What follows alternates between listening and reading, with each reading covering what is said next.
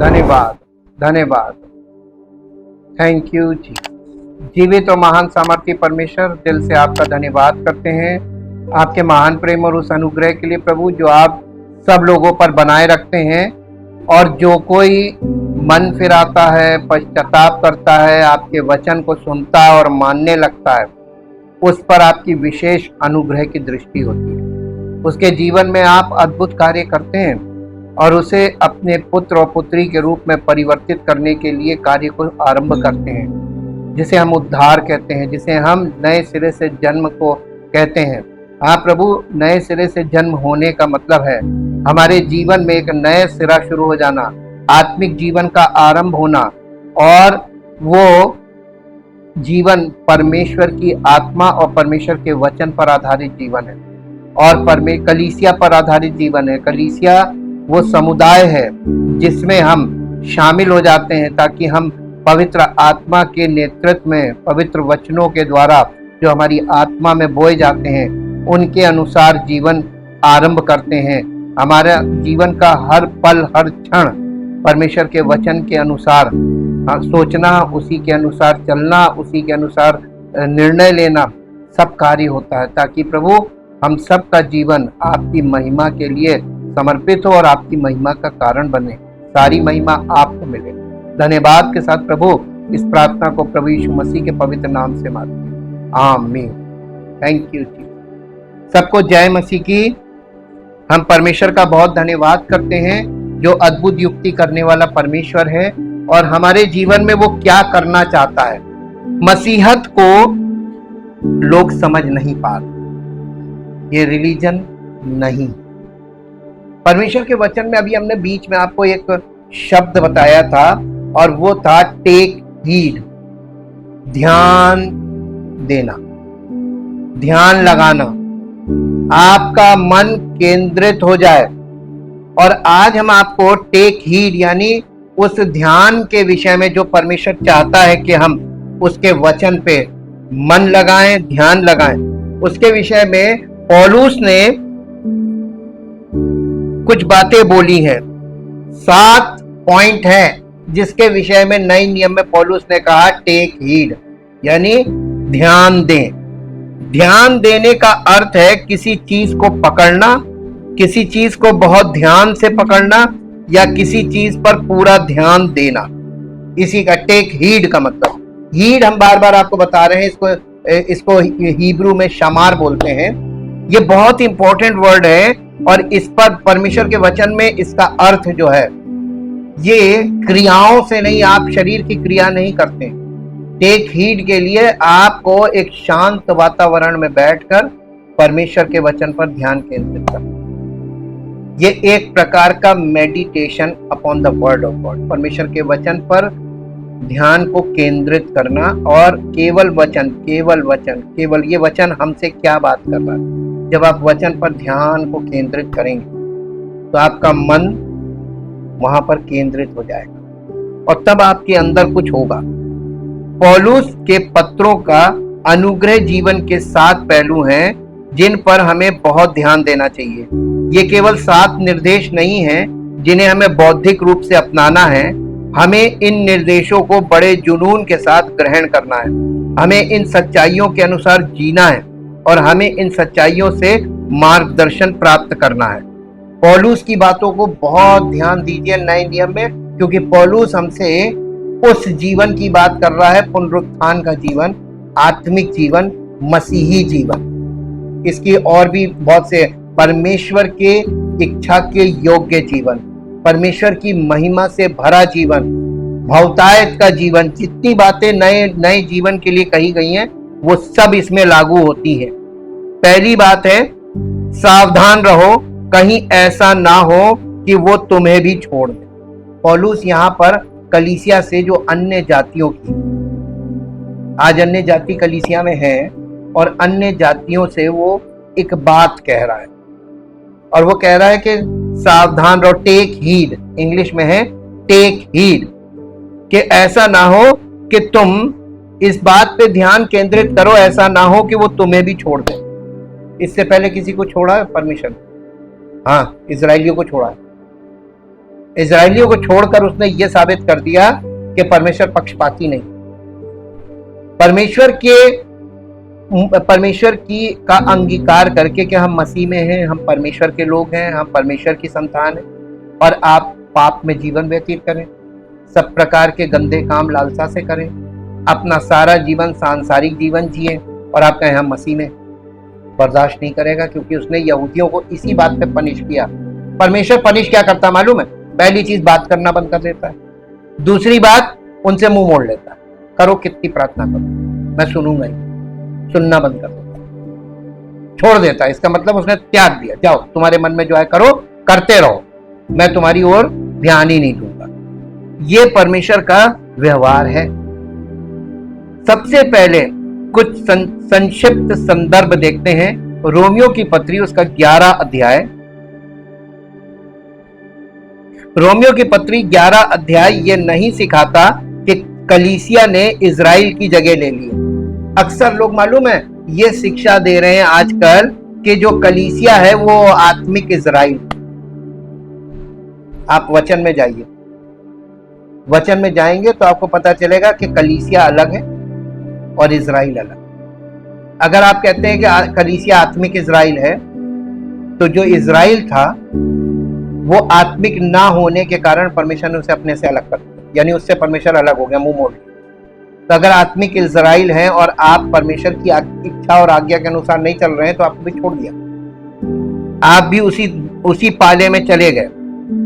आध्यात्मिक इजराइल नाम की कोई चीज बाइबल में नहीं है, और हमें इजराइल को दिए गए परमेश्वर के सभी वायदे मिल गए। लोग ये कह रहे हैं कि हम आत्मिक कलीसिया के लोग जो हैं वो आत्मिक इजराइल है, और हमें परमेश्वर ने इजराइल को जो वायदे दिए थे हमें मिल गए, और इसीलिए लोग वो पद पुराने नियम के एक दूसरे को भेजते हैं कि परमेश्वर की आराधना करोगे तो तुम्हारे अन्न जल पर आशीष देगा।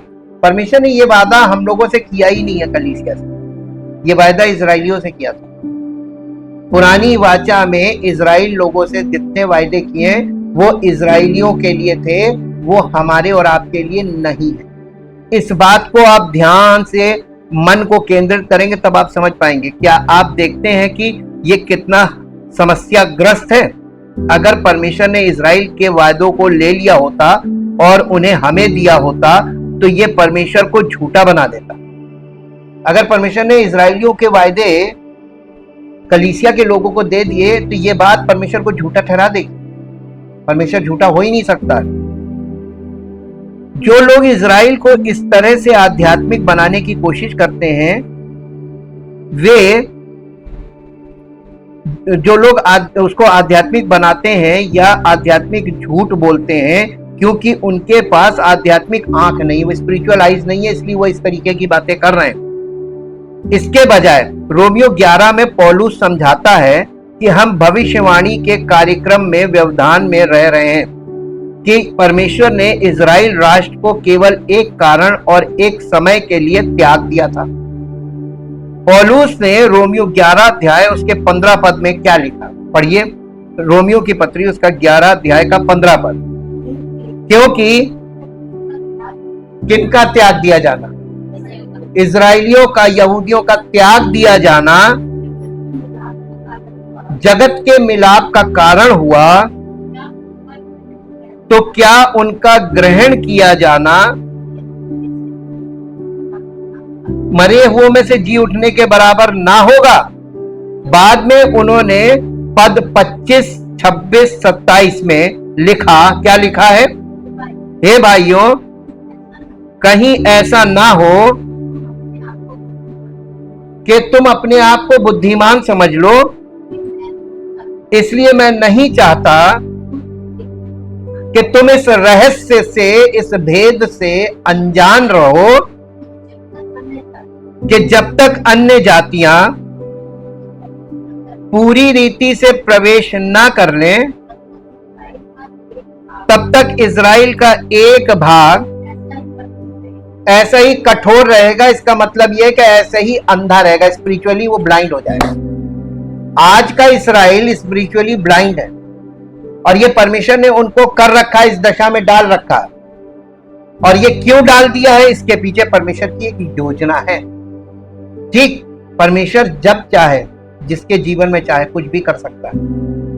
अन्य जातियों को ग्रहण करने के लिए परमेश्वर ने इजराइलियों को पॉज में डाल दिया, होल्ड पे डाल दिया कि अभी तुम रुक जाओ।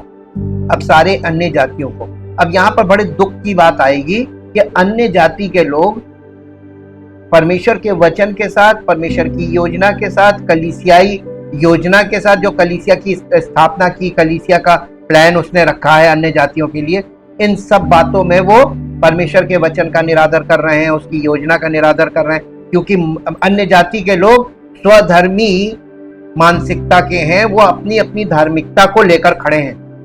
और ये बहुत भयानक बात है। यहाँ पर देखिए, इसी पे सेकंड कमिंग टिकी हुई है। जब ये चीज परमेश्वर देखता जा रहा, देखता जा रहा, देखता जा रहा, देखता जा रहा, ये अनुग्रह पर अनुग्रह कर रहा है कि शायद अब मान जाए, शायद अब मान जाए। अंत में क्या होगा? उसका सब्र खत्म हो जाएगा, अनुग्रह का समय खत्म हो जाएगा। और जैसे नूह के जहाज में उसने द्वार बंद किया था, ये अनुग्रह का समय खत्म हो जाएगा, अनुग्रह का द्वार बंद हो जाएगा और न्याय आ जाएगा। और ये न्याय बहुत भयानक होने वाला है। इसलिए बाइबल में पौलुस बड़ी मेहनत कर रहा था कलीसिया के लोगों को सत्य सिखाने में, क्योंकि हे भाइयों, मैं नहीं चाहता कि तुम इस भेद से अनजान रहो। ऐसा ना हो कि तुम अपने आप को बुद्धिमान समझो कि जब तक अन्य जाति पूरी रीति से प्रवेश ना करे, तब तक इजराइल का एक भाग अंधा ही रहेगा और इस रीति से सारा इजराइल उद्धार पाएगा। जैसा लिखा है कि छुड़ाने वाला सिय्योन से आएगा और अभक्ति को याकूब से दूर करेगा, क्योंकि मेरी वाचा उनके लिए यही है कि मैं उनके पापों को दूर करूं। ये परमेश्वर की योजना है और वो कर लेगा, उनके साथ काम कर लेगा, क्योंकि उनके साथ शुरू से डील किया है। उन्हें मार पीट के और उन्हें यानी वश में करके, उनको फंसा के, उनको तो घुटनों पे ले आएगा, क्योंकि वो इस मामले में, क्योंकि वो जब फंसते हैं तो वो तुरंत पश्चाताप करने लगते हैं। अन्य जाति नहीं करती, अन्य जाति नहीं करती। ये हार्डनेस ऑफ हार्ट है, बहुत टफ हार्ट के हैं। इन पदों को सरसरी तौर पर पढ़ने से भी किसी को यह स्पष्ट हो जाना चाहिए कि इजराइल का त्याग केवल अस्थाई है। परमेश्वर ने अस्थाई तौर पर उसको होल्ड पे डाल दिया, उसको हमेशा के लिए नहीं त्यागा। इजराइल को परमेश्वर कभी नहीं त्यागे। ये अन्य जातियों को एंट्री देने के लिए उनको होल्ड पे डाल, ये परमेश्वर की योजना है। पौलुस इस बात पर जोर देता है कि यदि इजराइल का त्याग क्रूस पर मसीह के सर्व पर्याप्त बलिदान के माध्यम से दुनिया के लिए सुलह की पेशकश लेकर आया, तो कल्पना कीजिए कि बाद में उन्हें प्राप्त करना क्या होगा। ये मृतकों में से जीवन से कम नहीं होगा। ये मसीह के दूसरे आगमन पर पुराने नियम के संतों का लंबे समय से प्रतीक्षित पुनरुत्थान है। यहेजकेल 37 अध्याय उसका 12 पद पढ़िए। यहेजकेल की पुस्तक उसका 37 अध्याय और उसका 12 पद। इस कारण भविष्यवाणी करके उनसे कह, परमेश्वर यहोवा यूं कहता है, हे मेरी प्रजा के लोगों, देखो मैं तुम्हारी कब्र खोलकर तुमको उनसे निकालूंगा और इजराइल के देश में पहुंचा दूंगा। ये किससे बोल रहा है? इजराइलियों से। ये हम लोगों से नहीं बोल रहा है। यानी उनका पुनरुत्थान, सबसे पहले उनका पुनरुत्थान होगा और हमारा पुनरुत्थान आत्मिक पुनरुत्थान है। जिनका आत्मिक पुनरुत्थान क्या? बॉर्न अगेन जिनका हो गया, उन्हीं का शारीरिक पुनरुत्थान होगा, बाकी सब छांट दिए जाएंगे। तो कितने अन्य जाति के प्रवेश कर पाएंगे? हैं? बहुत थोड़े लोग। मालूम क्यों? क्योंकि ये अपनी मानसिकता से परेशान। इजरायली ऐसे नहीं होते। इजरायली बिल्कुल डिफरेंट माइंड के, बहुत फर्क माइंड के होते हैं। वो ऐसे, वो परमेश्वर के आगे सब चीजों को त्यागने को तैयार रहते हैं। ऐसा भी है। और ऐसा उन लोगों ने किया। देखिए, अब्राहम ने ले जाके अपने बेटे को बलिदान करने के लिए, वो परमेश्वर के नाम पे ले काट के फेंक दूंगा। ये वाला माइंड, ये हृदय था। तभी परमेश्वर उनको बहुत प्यार करता है कि मेरे लिए, परमेश्वर से अगर वो प्रेम करते हैं, उसके लिए सब कुछ करने को तैयार है। ये एक बहुत जबरदस्त चीज है जो हम लोगों को वचन के द्वारा पता चलती है। ये भी ध्यान दे कि इजराइल का अंधापन केवल अस्थायी है जब तक कि अन्य जातियों की परिपूर्णता ना आ जाए। मुझे ये संदेह है कि अन्य जातियों की परिपूर्णता का आना अन्य जातियों के पूर्ण होने के समय से अलग है, जिसका उल्लेख प्रभु ने लूका रचित सुसमाचार उसका 21 अध्याय और उसके 24 पद में जैतून के प्रवचन में किया है। लूका रचित सुसमाचार 21 अध्याय का 24 पद पढ़िए। लूका रचित सुसमाचार 21 अध्याय का 24 पद क्या लिखा? वे तलवार के कौर हो जाएंगे और सब देशों के लोगों में बंदी होकर पहुंचाए जाएंगे, और जब तक अन्य जातियों का समय पूरा ना हो तब तक यरूशलेम अन्य जातियों के द्वारा रौंदा जाएगा। देख रहे हैं आप, इजराइलियों को वहां से तितर बितर कर दिया जाएगा। सारी दुनिया में इजराइली छितर के रह रहे हैं, सब इजराइली वहां पे नहीं है, वहां पे अन्य जातियों के द्वारा रौंदा जा रहा है यरूशलेम। अभी चल रहा ही है। आप लोग क्योंकि वचन को अंडरस्टैंड नहीं करते इसलिए आप ये देख नहीं सकते।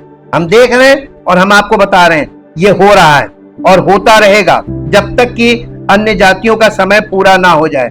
ये किसका समय चल रहा है? अन्य जातियों का।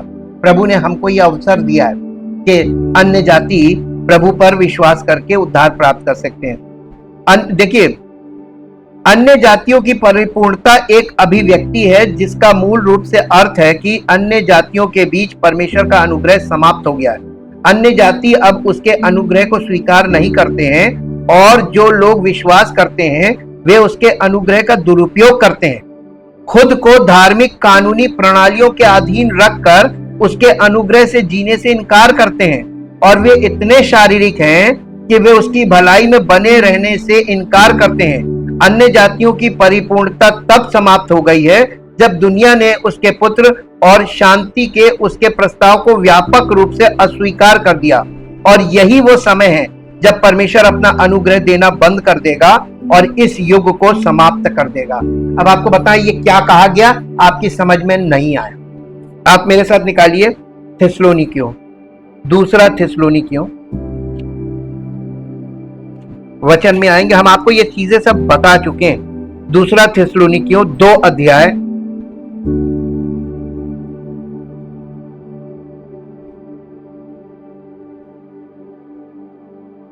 और 2 अध्याय का 7 पद से पढ़िए।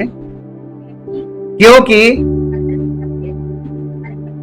अधर्म का वेद अब भी कार्य करता जाता है, पर अभी एक रोकने वाला है, और जब तक वो दूर ना हो जाए वो रोके रहेगा। तब वो अधर्मी प्रकट होगा जिसे प्रभु यीशु अपने मुंह की फूंक से मार डालेगा और अपने आगमन के तेज से भस्म करेगा। उस अधर्मी का आना शैतान के कार्य के अनुसार सब प्रकार की झूठी सामर्थ और चिन्ह और अद्भुत काम के साथ और नाश होने वालों के लिए अधर्म के सब प्रकार के धोखे के साथ होगा। अभी कलीसिया में यही समय चल रहा है। सब चमत्कार की तरफ भागते हैं, झूठे चमत्कार, झूठे चिन्ह, और सारी कलीसिया में अन्य जाति सब उसी तरफ भाग रही। कोई सत्य के वचन पर विश्वास नहीं करता। यहाँ पे लिखा हुआ है ये कलीसिया के समय में होगा और हो रहा है। और इसके बाद उसने एक और चीज बताई थी कि इसके 2 अध्याय का पहले पद से 3 पद तक पढ़िए। हे भाइयों, अब हम अपने प्रभु यीशु मसीह के आने और उसके पास अपने इकट्ठे होने के विषय में तुमसे विनती करते हैं कि किसी आत्मा या वचन या पत्री के द्वारा, जो कि मानो हमारी ओर से हो, ये समझकर कि प्रभु का दिन आ पहुंचा है, तुम्हारा मन अचानक अस्थिर ना हो जाए और ना तुम घबराओ। किसी रीति से किसी के धोखे में ना आना, क्योंकि वो दिन तब तक नहीं आएगा। हाँ, अभी क्या हो रहा है? परमेश्वर की धार्मिकता को अन्य जाति के लोग कलीसिया में आके त्याग रहे हैं कि नहीं त्याग रहे? एक तरफ विश्वास करते तुरंत त्याग देते, उस मार्ग में चलने को तैयार नहीं, समर्पण कहीं नहीं। यही बात पौलुस यहां पर बता रहा है। इनको मौका तो दिया गया है, लेकिन ना तो ये समर्पण करेंगे और ना ही ये प्रभु यीशु मसीह के लिए अपने आप को कलीसिया में समर्पित करेंगे, और उस मार्ग में ना चलने को तैयार नहीं है। ये विश्वास करेंगे और फिर त्याग देंगे। और जब ये तेजी से होने लगेगा, तेजी से लोग आएंगे और तेजी से वापस जाएंगे, जब ये होने लगेगा अनुग्रह का द्वार बंद हो जाएगा, यीशु मसीह का आने का समय आ जाएगा। अब ये टाइम बहुत स्पीड में चलेगा, ये बता रहे हैं आपको, प्रोफेटिकली बताया गया है, ये बहुत तेजी से होगा, क्योंकि आज के युग में कलीसिया में भीड़ की भीड़ आ रही है, और जितनी स्पीड से आ रही है उसकी दुगनी स्पीड से वापस जा रही है। समर्पण कहीं नहीं। अब आप इस चीज को सांसारिक तौर पे और पारिवारिक तौर पे भी देख सकते हैं। जितनी कस के विवाह हो रहे हैं लाखों करोड़ों की तादाद में, उसकी दुगनी स्पीड से परिवार जो बंद रहे वो टूट हो रहा है कि नहीं? समर्पण नहीं। आज की इस जनरेशन में समर्पित कोई नहीं, रिश्ते के लिए आपको समर्पित होना पड़ेगा। वो इस युग के लोगों के स्वभाव में समर्पण नाम की चीज नहीं है। ना तो वो प्रभु को, जो प्रभु को समर्पित नहीं हुआ वो आपस में एक दूसरे के लिए कभी समर्पित नहीं होगा। ये चिन्ह है सब, इस युग के चिन्हों को देख लो, बाइबल में सब दिया हुआ है, और इस चिन्हों के द्वारा हमें पता चल जाता है कि हम कहां खड़े हैं। और हमारा काम लोगों को समर्पण कराना नहीं है, हमारा काम सत्य बताना है। That's all. प्रभु हमको जो काम बोला है बस हम वो कर रहे हैं, यही पौलुस ने किया। ये भी ध्यान दे कि इजराइल का अंधापन केवल अस्थायी है, जब तक कि अन्य जातियों की परिपूर्णता ना आ जाए। मुझे संदेह है कि अन्य जातियों की परिपूर्णता का आना अन्य जातियों के पूर्ण होने के समय से अलग है, जिसका उल्लेख प्रभु ने लूका 21 अध्याय के 24 पद में जैतून के प्रवचन में किया। अन्य जातियों की परिपूर्णता एक अभिव्यक्ति है, जिसका मूल रूप से अर्थ है कि अन्य जातियों के बीच परमेश्वर का अनुग्रह समाप्त हो गया। अन्य जाति अब उसके अनुग्रह को स्वीकार नहीं करते, और जो लोग विश्वास करते हैं वे उसके अनुग्रह का दुरुपयोग करते हैं, खुद को धार्मिक कानूनी प्रणालियों के अधीन रखकर उसके अनुग्रह से जीने से इनकार करते हैं। वे इतने शारीरिक हैं कि उसकी भलाई में बने रहने से इनकार करते हैं। अन्य जातियों की पूर्णता तब समाप्त हो गई जब दुनिया ने उसके पुत्र और शांति के उनके प्रस्ताव को व्यापक रूप से अस्वीकार कर दिया, और यही वो समय है जब परमेश्वर अपना अनुग्रह देना बंद कर देगा और इस युग को समाप्त कर देगा। अब आइए रोमियो 11 अध्याय में दिए गए जैतून के पेड़ के दृष्टांत पर गौर करें। रोमियो 11 अध्याय का 16 पद पढ़िए।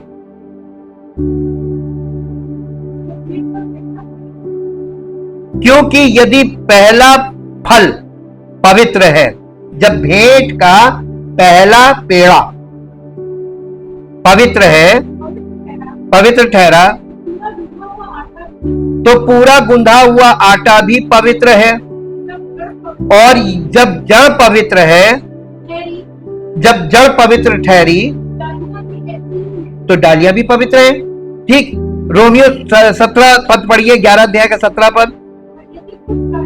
पर यदि डालियों में से कुछ तोड़ दी गई, यदि कुछ डालियां तोड़ दी गई, तो तू, यानी अन्य जातियों को बोला जा रहा है कि तू जंगली जैतून का वृक्ष है, तो जंगली जैतून को उसमें साटा गया,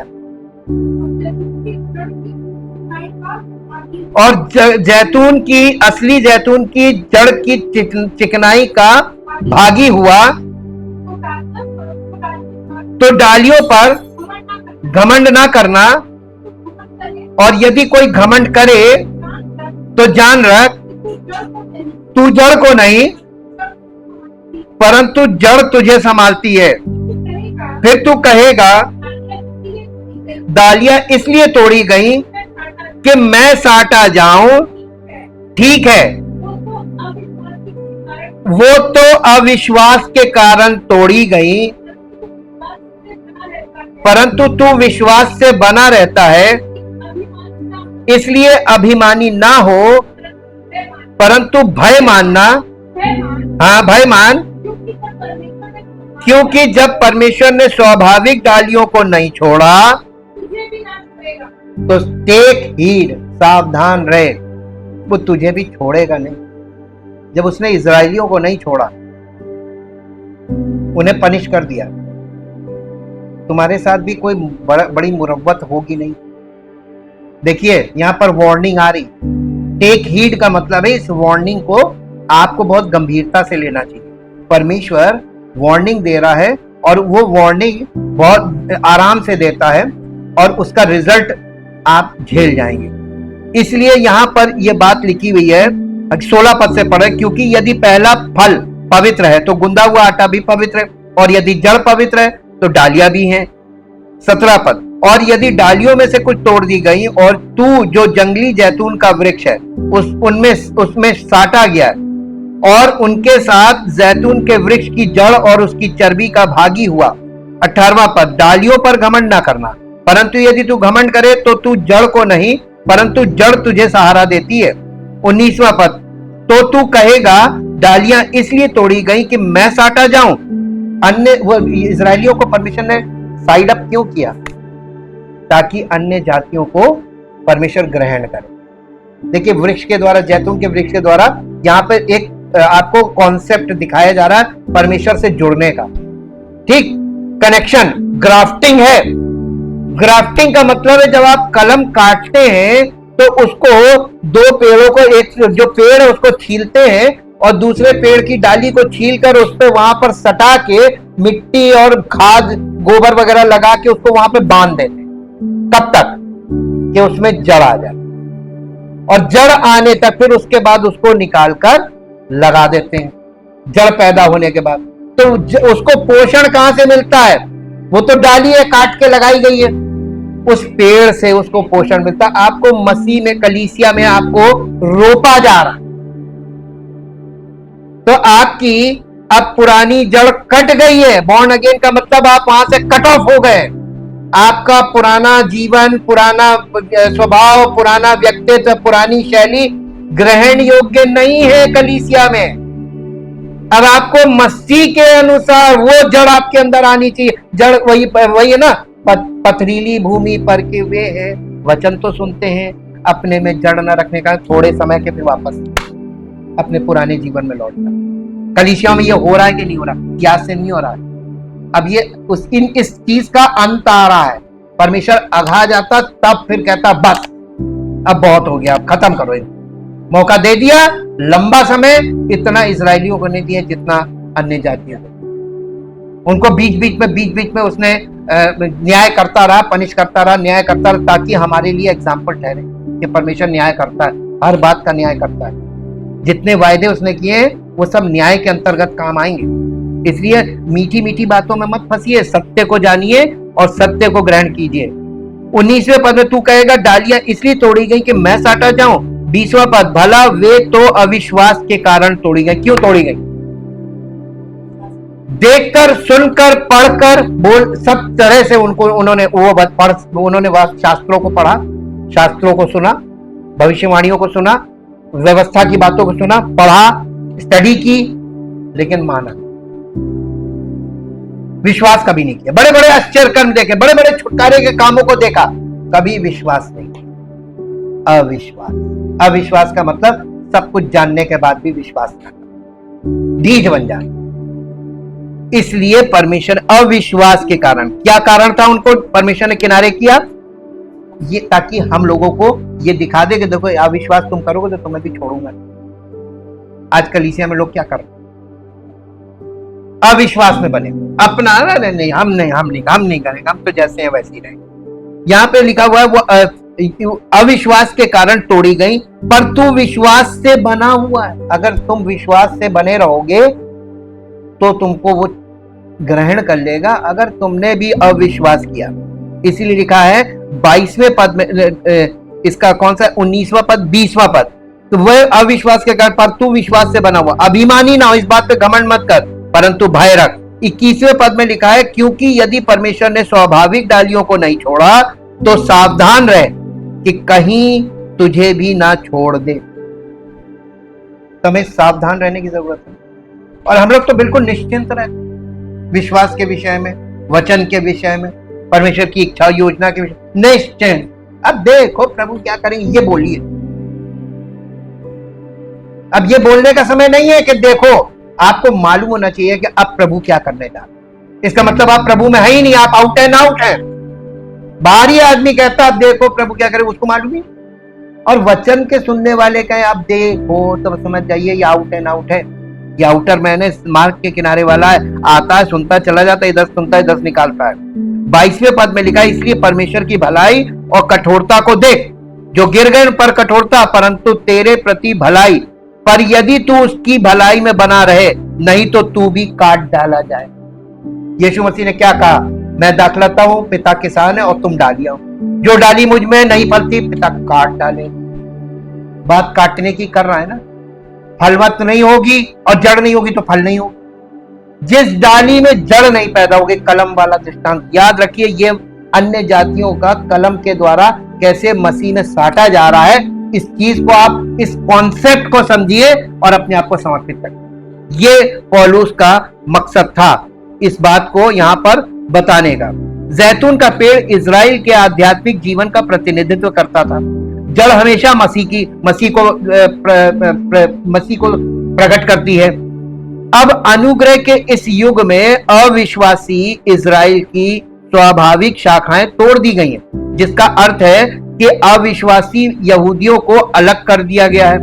रोमियो 11 अध्याय के 11 पद से 15 पद तक यह बात बताई जा रही है। अब परमेश्वर अपने जैतून के पेड़ में जंगली शाखाएं लगा रहा है, जो हम सभी विश्वासी अन्य जातियों का प्रतिनिधित्व करती है। ये जंगली जैतून जो है वो हम लोग हैं, हम उसमें साटे जा रहे हैं ताकि मसीह का स्वभाव हमारे अंदर, मसीह की जड़ पैदा हो और हम मसीह के स्वभाव में रोपे जाएं, हम एक वृक्ष बन जाए। जैतून का वो वृक्ष जो मसीह के द्वारा, उसी की जड़ के द्वारा, वो जड़ मसीह है, वो जड़, उससे पालन पोषण हो हमारा। जैतून का पेड़ इजराइल के आध्यात्मिक जीवन का प्रतिनिधित्व करता है यहाँ पे। हालांकि हमें सावधान रहना चाहिए, जैतून के पेड़ में हमारी कलम लगाने के साथ चेतावनी भी आई थी और हमें उन चेतावनियों पर ध्यान देना चाहिए, नहीं तो परमेश्वर हमारी शाखाएं भी काट देगा। इसका मतलब ये नहीं है कि वो हमारा उद्धार छीन लेगा, इसका मतलब है कि वो अनुग्रह के युग को जल्दी खत्म कर देगा। जब परमेश्वर ने प्राकृतिक शाखाओं को काट दिया और हमारे अंदर जंगली शाखाएं कलम कर दी, तो ये एक व्यवस्थागत बदलाव था। इसलिए जब परमेश्वर जंगली शाखाओं को काटता है और प्राकृतिक शाखाओं में वापस कलम लगाता है, तो ये एक और व्यवस्थागत बदलाव होगा, भविष्यवाणी कार्यक्रम की वापसी। इस प्रकार मैं इन अंशों में 3 चेतावनियां देखता हूं। पहली चेतावनी क्या है? पहली चेतावनी हिंदी में लिखा हुआ है नास्तिकता। नास्तिकता का मतलब समझते हैं ना? अविश्वासी। इसको इंग्लिश में हम आपको बताते हैं कि इसको क्या बोला जाता है, नास्तिकता को।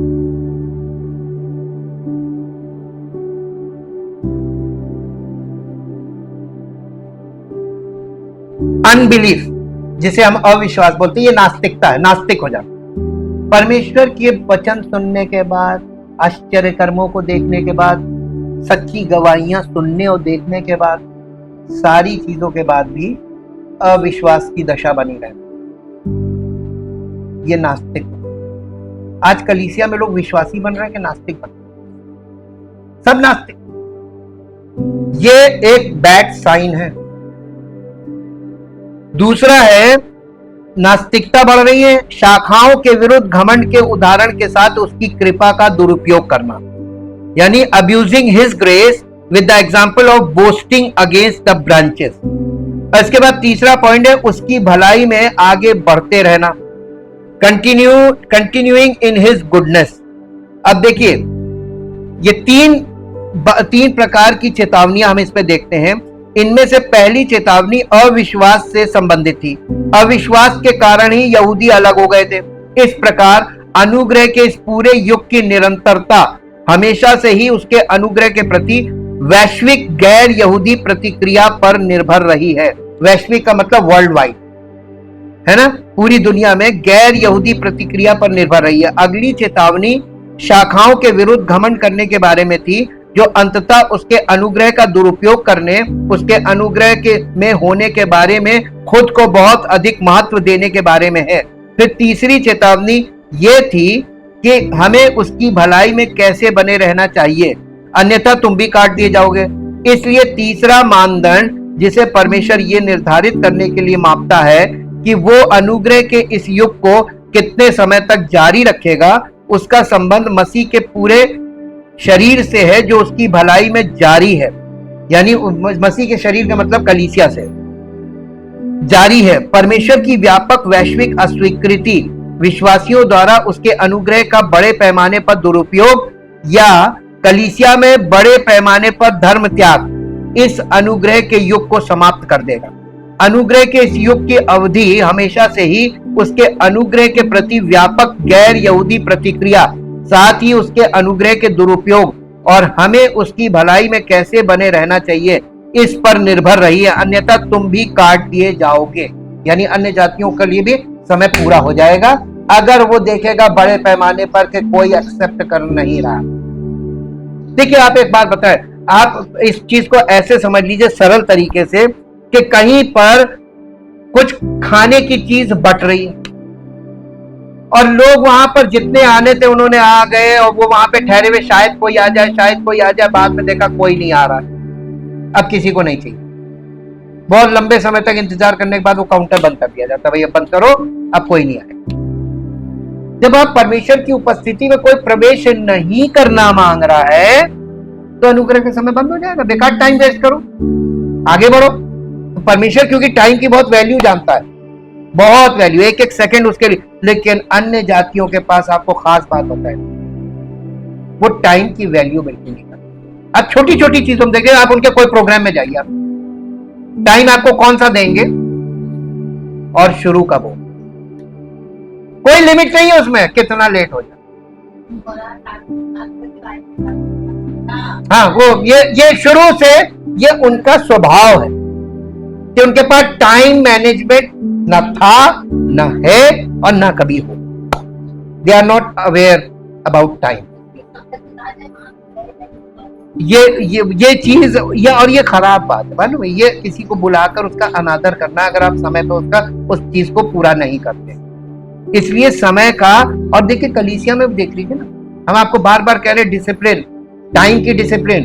लोग समय पर हाजिर हो जाए, परमेश्वर प्रसन्न हो जाएगा। लेकिन कोई समय पे नहीं है, सब आएंगे अपने समय, क्योंकि हम तो आदी हैं। लोगों का कहना हम तो आदी हैं, हम तो अपने समय से ही आएंगे, परमेश्वर हमारा इंतजार करें, हम आकर उसका इंतजार नहीं करेंगे बैठ। और अगर जल्दी आ जाएंगे तो कोड़कोड़ाने लगेंगे, देखो लोग नहीं आ रहे, देखो लोग काहे घमंड कर रहे। आज तुम जल्दी आ गए, कल तुम देर हो जाएगी तो दूसरा बैठ के करेगा। ये सहन शक्ति होनी चाहिए ना, सबके जमा होने का इंतजार करना चाहिए। घमंड से सावधान रहे। पहला कुरिन्थियों 10 अध्याय उसका 12 पद पढ़िए।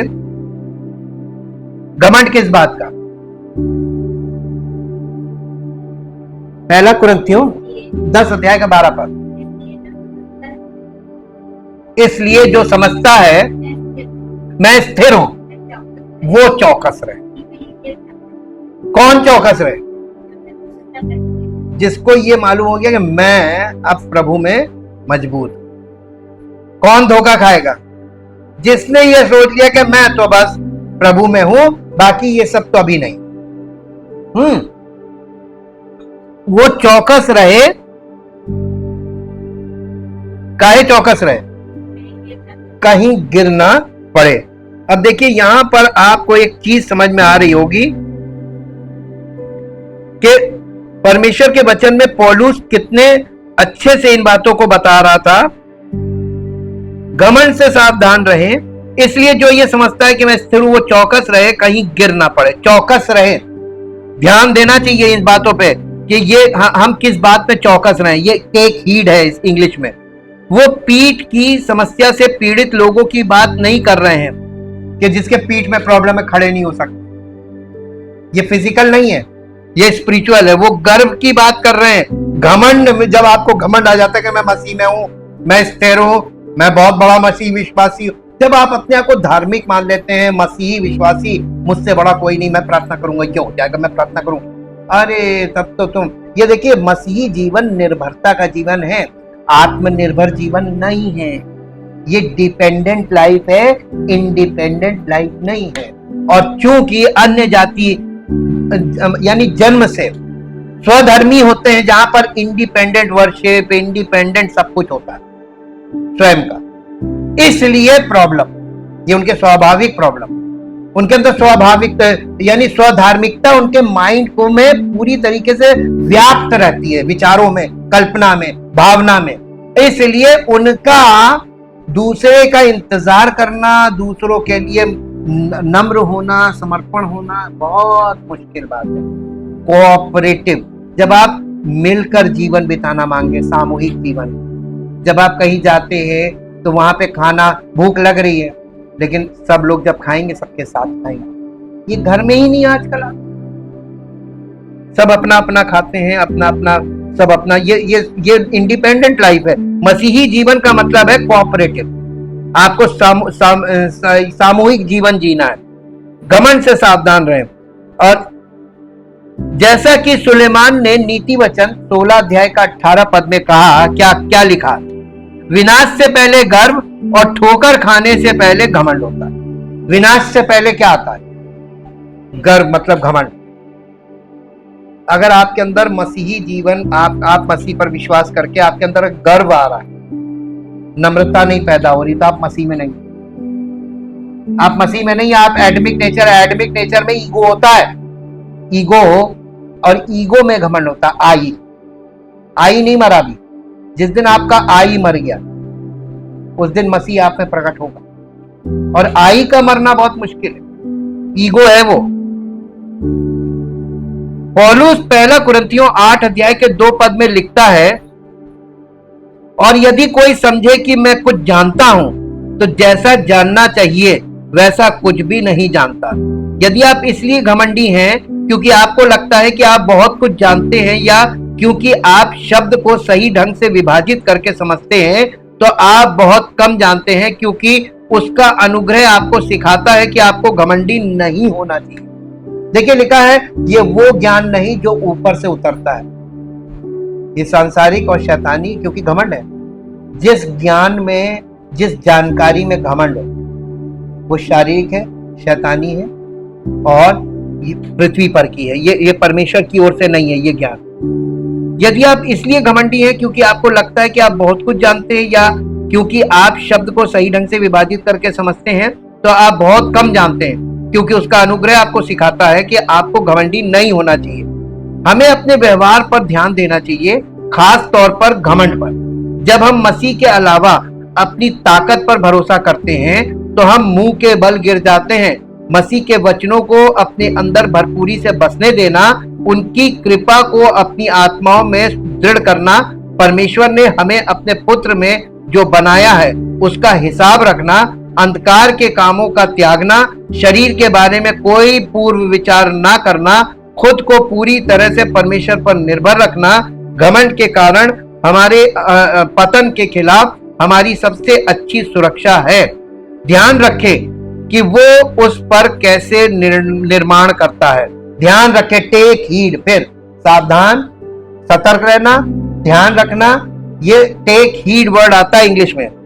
ध्यान रखें कि वो उस पर कैसे निर्माण करता। पहला कुरिन्थियों 3 अध्याय का 10 पद पढ़िए। टेक हीड अबाउट प्राइड, परमेश्वर के उस अनुग्रह के अनुसार जो मुझे दिया गया। पौलुस कह रहा है, मैंने बुद्धिमान राजमिस्त्री के समान नेव डाली, और दूसरा उस पर रद्दा रखता है, यानी निर्माण करता है जी। परंतु हर एक मनुष्य चौकस रहे, टेक हीड, ध्यान रखे कि उस पर कैसा रद्दा रखता है। कलीसिया सब बनाने लगे। पौलुस ने आरंभ किया, अन्य जातियों की कलीसिया का आरंभ पौलुस ने किया, और आज सब बना रहे हैं अन्य जाति। लेकिन अन्य जाति की कलीसियाओं में वो रद्दा कौन सा है, कौन सी फाउंडेशन पे रद्दा लगा रहे हैं, उसमें वहां पे फाउंडेशन देखिए। अब आप देखिए, फाउंडेशन परमेश्वर का लिखित वचन है और लिविंग वर्ड यीशु मसीह है। और सत्य का आत्मा काम करेगा। अब आप देखिए इसमें पौलुस क्या बता रहा, परमेश्वर के अनुग्रह के अनुसार जो मुझे दिया गया, मैंने बुद्धिमान राजमिस्त्री की तरह नींव डाली और दूसरा उस पर निर्माण करता है, लेकिन हर एक व्यक्ति को सावधान रहना चाहिए वो उस पर कैसा निर्माण करता है। जब प्रभु ने मत्ती रचित सुसमाचार 16 अध्याय के 18 पद में कहा था, क्या कहा था, पढ़िए।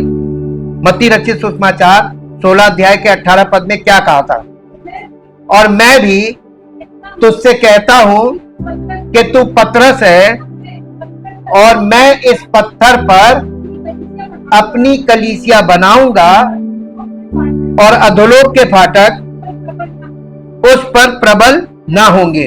कुछ लोग कहते हैं कि जिस चट्टान पर प्रभु अपना कलीसिया बनाएंगे वो पतरस था, क्योंकि उसके नाम का अर्थ था चट्टान। मेरा सुझाव है कि ये प्रभु द्वारा शब्दों के साथ एक खेल था।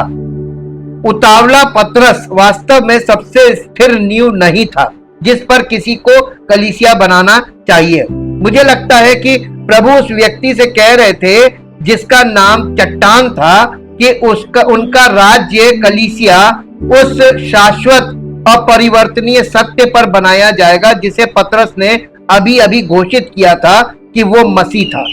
जीवित परमेश्वर का पुत्र प्रभु अपने कलीसिया का निर्माण स्वयं पर करेंगे। यीशु मसीह स्वयं पर अपनी कलीसिया का निर्माण करेंगे। तो जड़ यानी जड़ या नींव कौन है? प्रभु यीशु मसीह क्या था? वचन था। अब वो लिखित वचन था, देहधारी हुआ, जीवित वचन बन गया।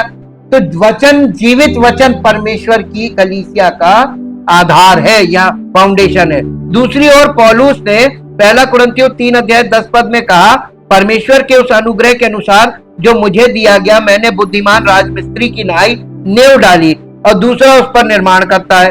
अंतर यह है कि राज्य की कलीसिया का निर्माण मसीह द्वारा चट्टान पर किया जाएगा, जबकि पौलुस ने अनुग्रह के महान वास्तुकार की विस्तृत विशिष्टताओं के अनुसार आज की कलीसिया अर्थात मसीह की देह की नींव रखी थी।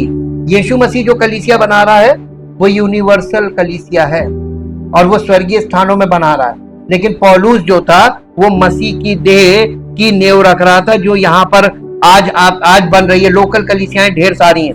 मसीह ने कहा कि वो अपने कलीसिया का निर्माण एक ऐसी अडिग नींव पर करेगा जो पहले से ही मौजूद है, जो कि उसके लोगों के लिए उसके होने का शाश्वत सत्य था। लेकिन पौलुस ने आज के कलीसिया के लिए एक नई नींव रखी जो कि मुख्य रूप से गैर यहूदियों से बनी है, जो पहले परमेश्वर से अलग हो चुके थे। राज्य कलीसिया के लिए चट्टान मसीह के सत्य के अनुसार थी, जो कि इजराइल के राष्ट्र के लिए भविष्यवाणी किए गए मसीहा के रूप में थी। पौलुस द्वारा रखी गई नींव उस गुप्त सत्य के अनुसार थी जो उसे मसीह के बारे में पता चला था, जिसे क्रूस पर चढ़ाया गया था और विश्वास के माध्यम से अनुग्रह द्वारा पूरे संसार के उद्धारकर्ता के रूप में फिर से जीवित किया गया था। यहूदी और गैर यहूदी समान रूप से उसमें शामिल होंगे। ठीक है। राज्य का कलीसिया भविष्यवाणी के अनुसार था। आज की कलीसिया मसीह का देह रहस्य के अनुसार था। राज्य कलीसिया के लिए योजनाएं और विनिर्देश पुराने नियम में पाए जाते हैं। आज कलीसिया के लिए योजनाएं और विनिर्देश दुनिया की आरंभ से ही गुप्त रखे गए थे। रोमियो की पत्री 16 अध्याय उसका 25 और 26 पद पढ़िए। रोमियो की पत्री 16 अध्याय और उसका 25 और 26 पद। अब जो तुमको मेरे सुसमाचार अर्थात यीशु मसीह के संदेश के प्रचार के अनुसार स्थिर कर सकता है, उस भेद के प्रकाश के अनुसार जो सनातन से छिपा रहा है, परंतु अब प्रकट होकर सनातन परमेश्वर की आज्ञा से भविष्यवक्ताओं की पुस्तकों के द्वारा सब जातियों को बताया गया है कि वे विश्वास से आज्ञा मानने वाले हो जाएं।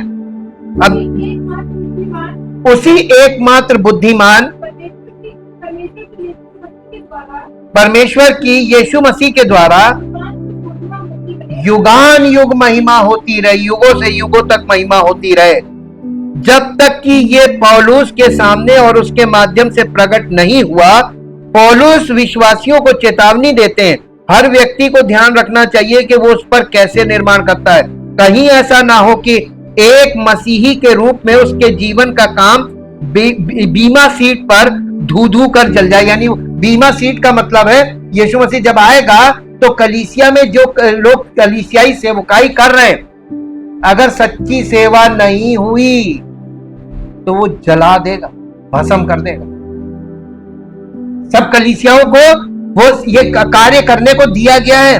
परमेश्वर के वचन के आधार पर पवित्र आत्मा के अनुसार कार्य हो रहा कलीसिया में, उसको इनाम मिलेगा।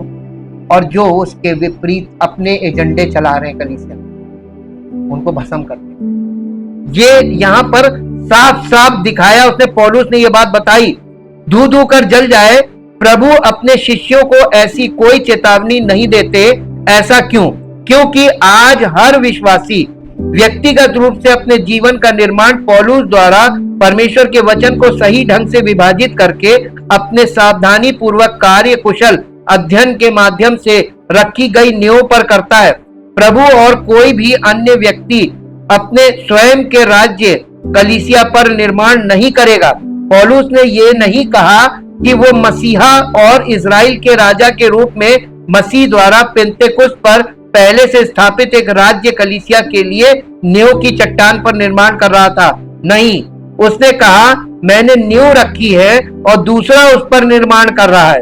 शाऊल के उत्थान के साथ अनुग्रह का एक नया युग शुरू हुआ जो पौल बन गया, जिसमें मसीह को इजराइल के राजा के रूप में नहीं बल्कि दुनिया के उद्धारकर्ता के रूप में प्रस्तुत किया गया, जो हमें और हमारे विश्वास को उनके अनुग्रह द्वारा अनंत जीवन का मुफ्त उपहार प्रदान करता है। हर आदमी को इस बात का ध्यान रखना चाहिए कि वो अपना जीवन कैसे जीता है, उसे अपनी सेवकाई कैसे करनी है, क्योंकि हमें कैसे जीना चाहिए ये पौल द्वारा रखी गई नींव और उसके द्वारा हमें बताए गए अनुग्रह सिद्धांतों पर आधारित होना चाहिए। हमें पौल द्वारा रखी गई उस नींव पर ध्यान देना चाहिए, क्योंकि भले ही आप बच गए हों, लेकिन जो दांव पर लगा है वो आपका शाश्वत पुरस्कार है, यानी अनंत पुरस्कार, इनाम। कुछ लोग लाभ के लिए सिद्धांतों से समझौता करते हैं, लेकिन अनंत पुरस्कारों के लाभ की तुलना में अस्थायी लाभ क्या है?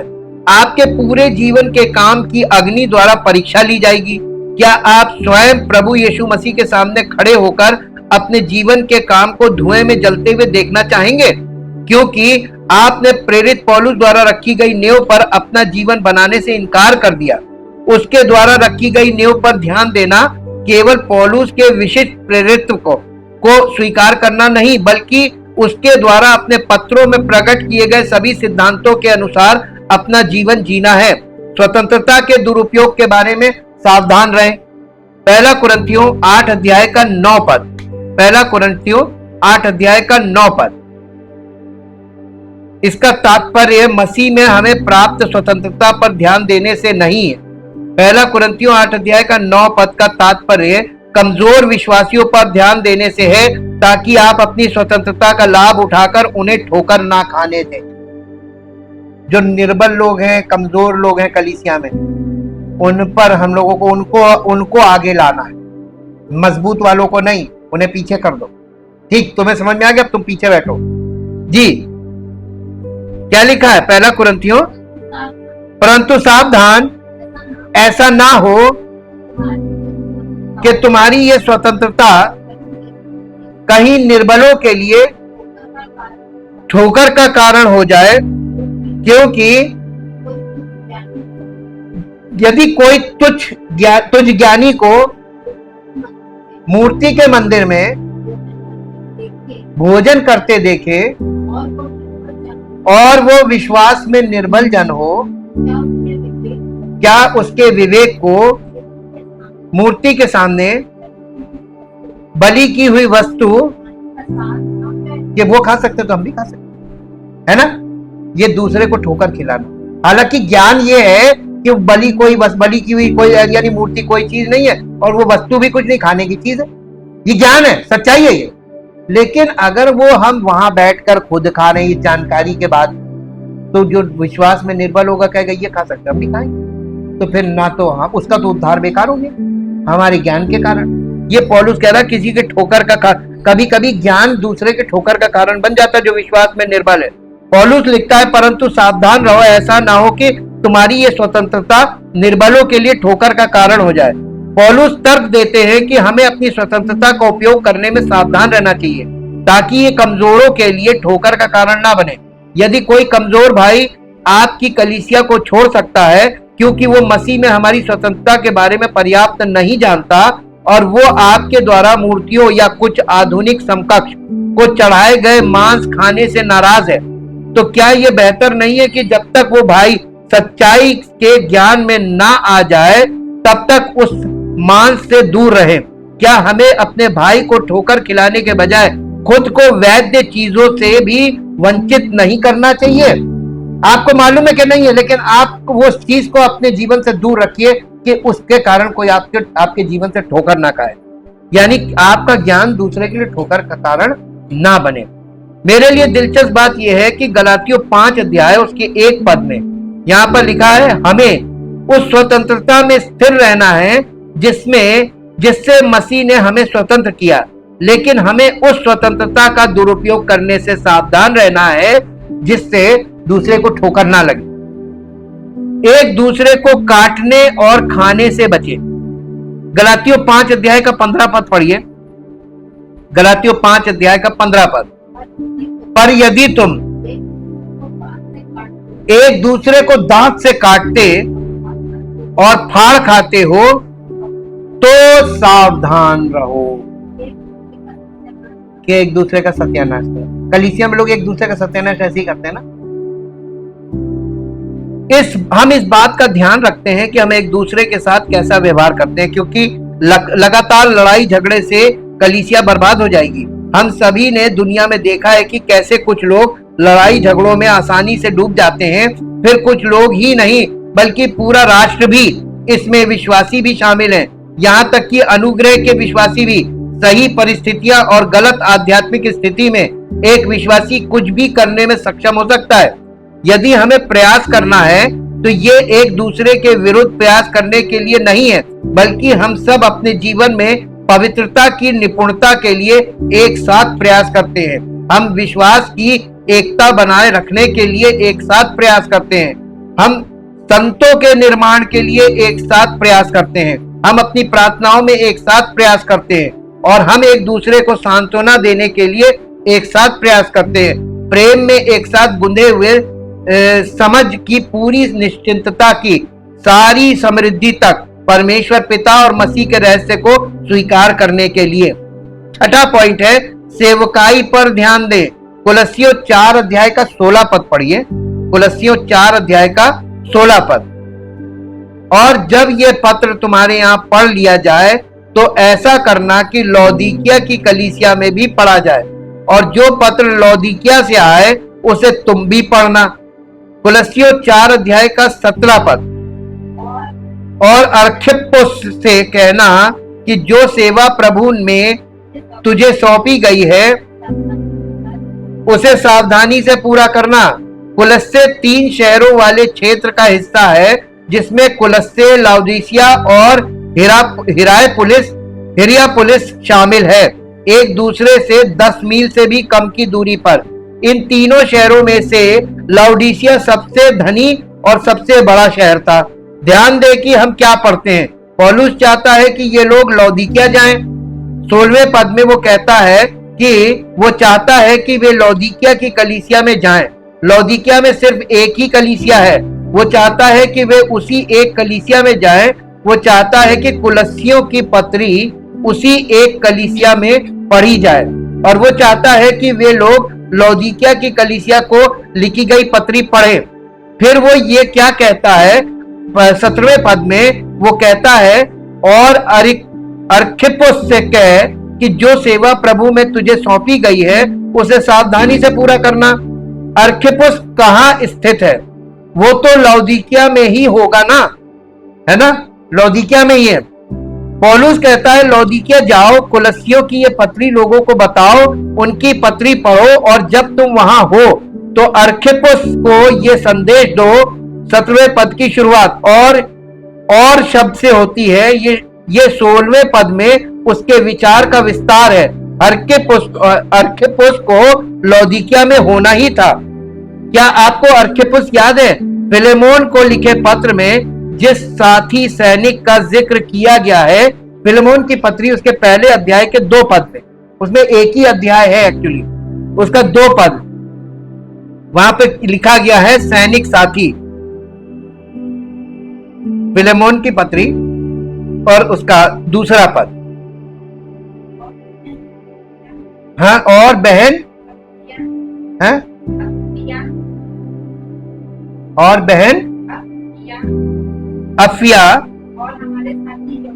और हमारे साथी, ये देखिए साथी सैनिक लिखा है ना, साथी योद्धा अर्खिप्पुस और फिलेमोन।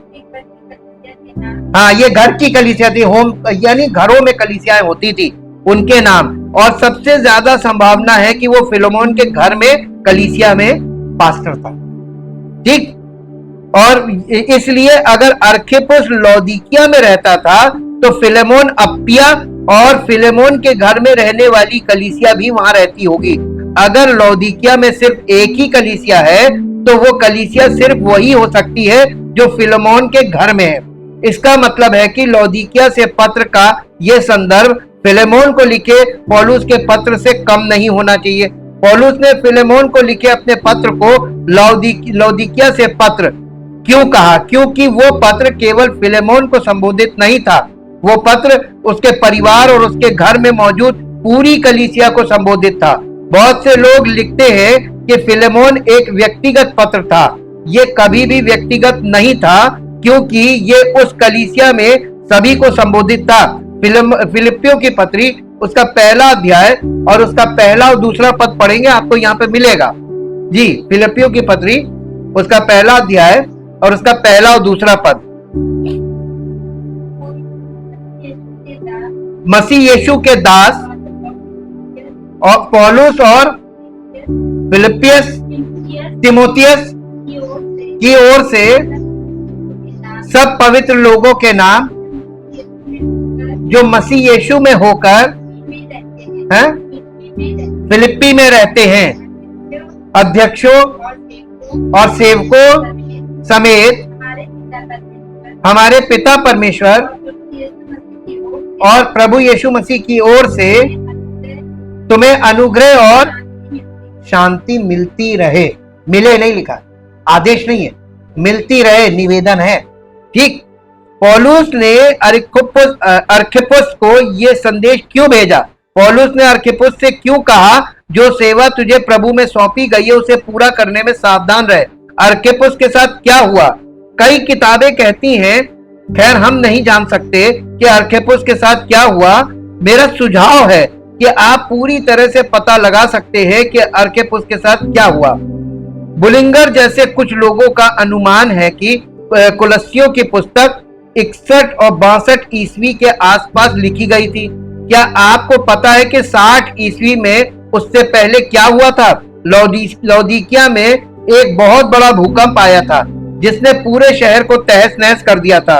इस महाविनाश ने पूरे रोमन साम्राज्य को हिलाकर रख दिया था। रोम ने खुद ही लाउडीशिया को संदेश भेजा कि वे उनके शहर के पुनर्निर्माण में मदद करने के लिए लोग, पैसा और संसाधन भेजने को तैयार हैं। और क्या आपको पता है कि उन्होंने क्या कहा? उन्होंने रोम से कहा, नहीं, आप अपने लोगों को रख सकते हैं, हम अपने शहर का पुनर्निर्माण करने जा रहे हैं, आपका बहुत बहुत धन्यवाद। यहां तक कि टैसिटस, जिसे रोमन सीनेटर माना जाता है, ने अपनी पुस्तक एनाल्स में लिखा है कि एशिया के सबसे प्रसिद्ध शहरों में से एक लाउडीशिया उसी वर्ष भूकंप से तबाह हो गया था और बिना हमारी किसी सहायता के अपने संसाधनों से खुद को फिर से खड़ा कर लिया। क्या ये आश्चर्यजनक नहीं है? अब आप इसे एक साथ जोड़ सकते हैं। कुलस्सियों की पुस्तक लौदीकिया में हुए उस बड़े भूकंप के बाद लिखी गई थी। अर्किपुस लौदीकिया में था और अब हम समझ सकते हैं कि अर्किपुस सेवकाई में क्यों संघर्ष कर रहा था। वो उस भूकंप से तबाह हो गया था। वास्तव में वो इतना तबाह हो गया था कि वो काम नहीं कर पा रहा था। उसने अपने प्रियजनों को खो दिया। अर्किपुस जिसे फिलेमोन ने साथी सैनिक कहा था, अब एक टूटा हुआ आदमी था। और पौलुस ने उससे क्या कहा? मुझे लगता है कि आत्मा की प्रेरणा से उसने अर्किपुस को वही बताया जो उसे सुनने की जरूरत थी। उसने कहा, प्रभु में जो सेवा तुझे मिली है उस पर ध्यान दे कि तू उसे पूरा करे। वो उससे एक सैनिक की तरह बात करता है। तुम अपने पैरों पर वापस खड़े हो जाओ, तुम वहां जाओ और उस युद्ध को जीतो। वो कठोर प्रेम था, लेकिन मुझे लगता है कि यही वे शब्द थे जिन्हें उसे सुनने की जरूरत थी। सेवा में कभी कभी इतनी महत्वपूर्ण नहीं होती जितनी कि एक बड़ी आपदा के बाद होती है। एक आपदा आती है, उसके बाद सेवा कठिन हो जाती है। आपको मालूम है कलीसिया, जीवित कलीसिया किस किस दशा में रही और कलीसिया बढ़ी। जब जब विपत्तियों का समय रहा, कठिन परिस्थितियां नहीं, कलीसिया खूब बढ़ी। लेकिन जब जब आराम का समय रहा, संसाधन खूब रहे, कलीसियाएं बर्बाद हो। जैसे हमारे घर में सब चीजें इफरात होंगी, बच्चे बर्बाद होंगे, घर बर्बाद हो जाएगा। लेकिन हमारे घर में हमेशा स्ट्रगल रहेगा, तो सब लोग अलर्ट रहेंगे, सब काम करेंगे। Thank you, thank you, thank you. जीवित और महान सामर्थी परमेश्वर, हम आपका हृदय से धन्यवाद करते हैं। हम प्रभु आपके वचनों के साथ साथ कलीसिया के इतिहास को भी देख सकते हैं। उसका अध्ययन हमें बहुत कुछ सिखाता है। प्रभु, हम आपके वचनों के द्वारा उन बातों को ग्रहण करें कि हम आपके सच्चे सैनिक की तरह हों। एक मसीही एक सैनिक होता है, आध्यात्मिक सैनिक, ताकि प्रभु हमारा जीवन हर परिस्थिति में आपकी सेवा के लिए तत्पर रहे, आपकी पवित्र आत्मा के नेतृत्व में चलने के लिए तैयार रहे, और हर परिस्थिति में प्रभु आपकी सामर्थ हमारी निर्बलता में सिद्ध हो, ताकि आपकी महिमा हो। सारी महिमा आपको मिले। प्रभु यीशु मसीह के पवित्र नाम से इस प्रार्थना को आमीन। कल आगे का भाग हम सुनेंगे।